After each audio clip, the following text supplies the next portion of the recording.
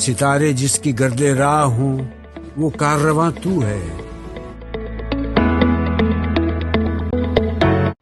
بسم اللہ الرحمن الرحیم۔ السلام علیکم، میں ہوں آپ کی اردو کی ٹیچر ہما دستگیر۔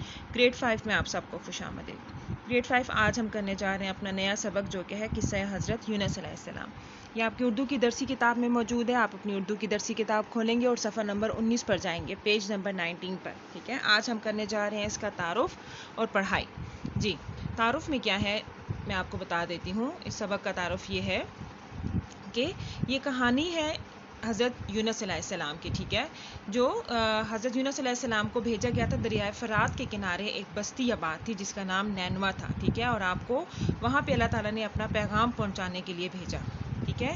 اللہ کے نبی بہت عرصے تک وہاں پہ تبلیغ کرتے رہے، لیکن وہ جو وہاں کے لوگ تھے وہ آپ کی باتیں ماننا تو دور بلکہ آپ کا مذاق اڑاتے تھے، ٹھیک ہے، اور ان سب چیزوں سے تنگ ہو کر حضرت یونس علیہ السلام نے کیا کیا کہ بستی چھوڑ دی، اور ایک مسافروں کی وہ کشتی تھی وہاں اس میں بیٹھ کر تو آپ وہاں ان کے ساتھ چلے گئے، ٹھیک ہے۔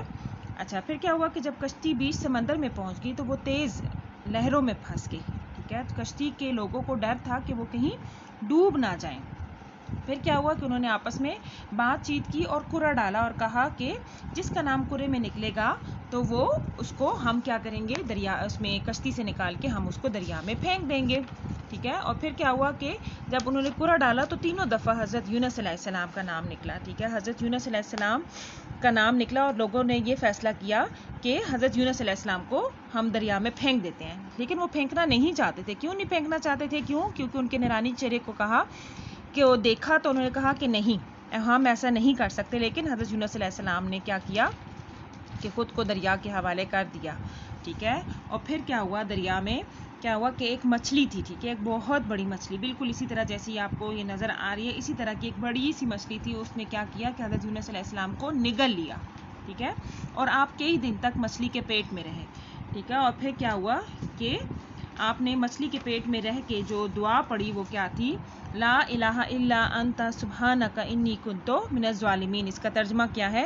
نہیں ہے کوئی معبود سوائے آپ یعنی اللہ کے، آپ یعنی اللہ پاک ہیں، میں بے شک قصوروار ہوں، ٹھیک ہے۔ یعنی انہوں نے اپنے جو کہا مچھلی کے پیٹ میں رہے تو انہوں نے اپنے رب سے شرمندگی کا اظہار کیا اور ان سے معافی مانگی۔ معافی کس چیز کی مانگی؟ کیونکہ انہوں نے اللہ کے حکم کے بغیر جو ہے وہ بستی چھوڑ دی تھی، ٹھیک ہے، اور اس بات پہ ان کو شرمندگی تھی تو وہ اس بات کی معافی مانگتے رہے۔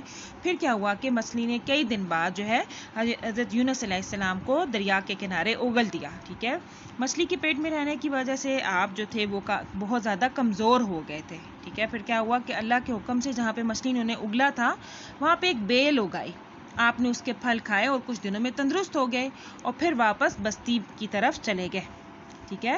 ادھر جو بستی کے لوگ تھے حضرت یونس علیہ السلام کے ناراض ہو کر چلے جانے سے بہت شرمندہ تھے، ٹھیک ہے۔ پھر انہوں نے کیا کیا کہ بستی والوں نے بھی کیا کہ کھلے میدان میں آئے، اللہ سے معافی مانگی اور حضرت یونس سے بھی معافی مانگی، ٹھیک ہے۔ تو اس طرح اللہ تعالیٰ نے سچے دل سے کی جانے والی جو ان کی توبہ تھی وہ قبول فرمائی، ٹھیک ہے، اور اللہ تعالیٰ کے حکم سے جو بستی میں تھے حضرت یونس علیہ السلام دوبارہ بستی میں داخل ہو گئے اور لوگ جو تھے وہ آپ کو دیکھ کر بہت خوش ہوئے، ٹھیک ہے۔ یہی کہانی جو ہے آپ کی اردو کی درسی کتاب میں موجود ہے۔ اب آپ نے یہ کرنا ہے کہ آپ نے اپنی درسی کتاب کھولنی ہے اور اس سبق کی پڑھائی کرنی ہے، ٹھیک ہے۔ آپ کا گھر کا کام بھی یہی ہے کہ آپ نے حضرت یونس علیہ السلام کے سبق کی پڑھائی کرنی ہے۔